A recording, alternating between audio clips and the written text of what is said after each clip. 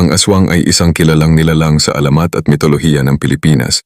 Karaniwang inilalarawan ito bilang isang tao na may kakayahang magbago ng anyo at madalas na inaangkin ng mga kwento na kumakain ito ng laman ng tao, lalo na ng mga sanggol at batang wala pang malay. Sa halip na saklawin ng iisang anyo, ang aswang ay maaaring mag-anyong hayop tulad ng aso, baboy, o ibon upang linlangin ang mga tao.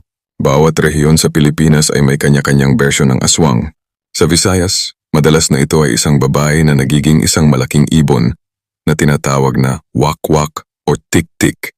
Pinaniniwalaan na ang tunog ng tik-tik ay nagbibigay babala sa presensya ng aswang, ngunit ang tunog na ito ay nililinlang ang mga tao dahil nagiging mas mahina habang papalapit ito. Samantalang sa Luzon, ang aswang ay kadalasang nagiging isang malaking asong maiitim na nagtatago sa dilim. Ang aswang ay hindi lamang isang nilalang ng takutan, kundi isa rin itong pagpapakita ng kultura at takot ng mga sinaunang Pilipino. Karaniwan, ang mga alamat ng aswang ay ginagamit upang mapagkwentuhan sa gabi at mabigyan ng babala ang mga bata na huwag maglalagalag sa dilim.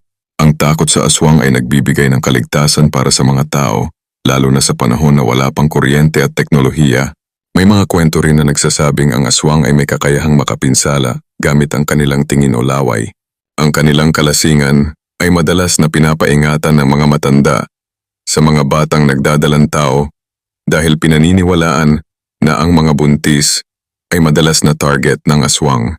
Bilang tugon dito, ang iba ay gumagamit ng iba't ibang mga anting-anting at pagkonsulta sa mga albularyo upang maprotektahan ang kanilang sarili mula sa mapaminsalang nilalang na ito.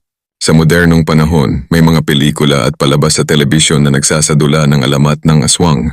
Ang kanilang anyo at kakayahan ay nababagay sa makabagong interpretasyon, ngunit ang takot na dulot nila ay nananatiling buhay sa kulturang Pilipino.